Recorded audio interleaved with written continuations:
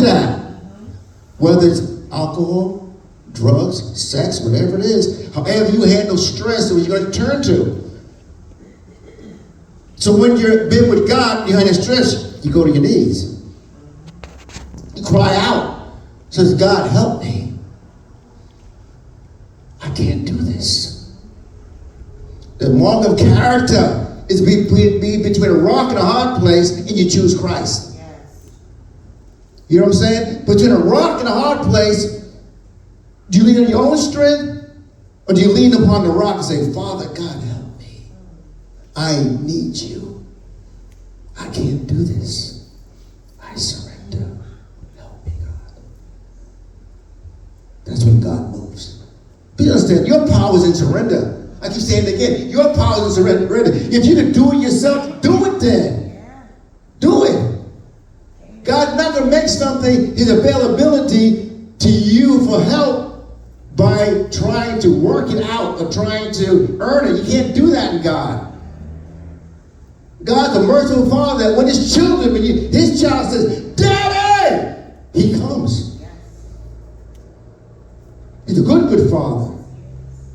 He loves you. So when your back's against the wall, you turn to your dad. You don't turn to the bottle. You don't turn to other things because they only soothe you for a moment. But then you got to face tomorrow. You got to face tomorrow. Stop trying to be tough in your own self. Go to your daddy. Say, Daddy, God, I can't handle this. Help me in this trial. He's not going to take you out of the trial. He'll bring you through the trial.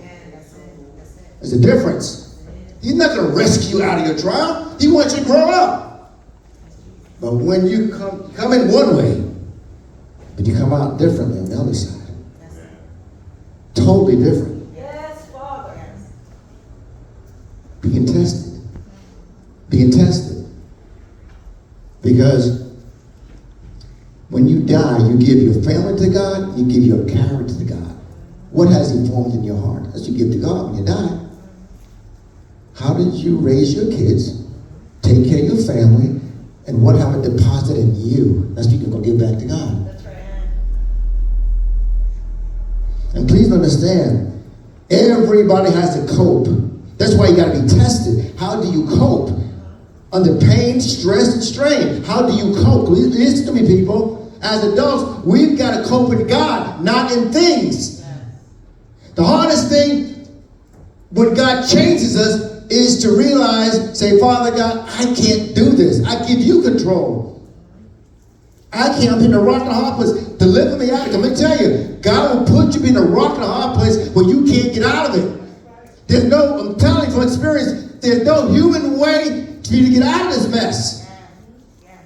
So you can't run to flesh.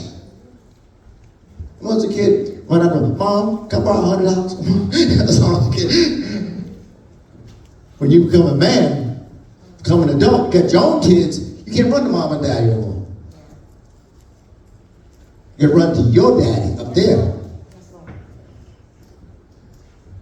Because everyone has their own personal battles they're going to go through. But if you don't lean upon the rock and cry out to him, you're going to die in that mess.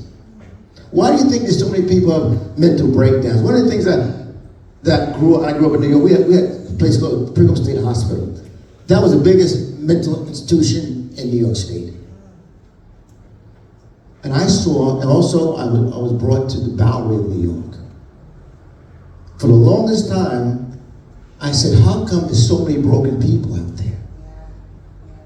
I saw more homeless people, more homeless vets. As a matter of fact, it was my biggest lesson in life. My father taught me. He brought me to the Bowery and said, look at all those people here in these boxes. Look at all these people. Why do you think they're there? Oh, I don't remember that. Maybe they're lazy. That's the natural mind. He said, son, those are doctors and lawyers who lost their mind out there. Rich people lost all their money and they lost their mind. Blew my mind. People who did try, but something happened in their life where they stopped.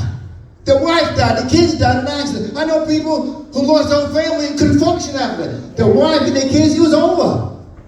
It was over. They couldn't function no more. The bottle was how they coped. I met people who up here. I met an artist who was world renowned up here. World renowned. He got into a car accident. And back then, you had to pay insurance out of your pocket. He spent his whole fortune to get heal his body so he could walk again. Triple his body, he was messed up. He was a world-renowned muralist. And I didn't even know that until I come to this poor neighborhood we grew up at, and I see this guy next to me. He's older, always drinking. Always drinking, always drinking, always. Until I learned the story. You don't know why people do what they do. This guy's a bum. You don't know why he's doing this. This man was a world-renowned muralist who had a major car accident, almost killed him, and spent his fortune. Back then, they didn't have insurance you have, not medical insurance, so that he could walk again, so he could function again. I'm going to tell you his name.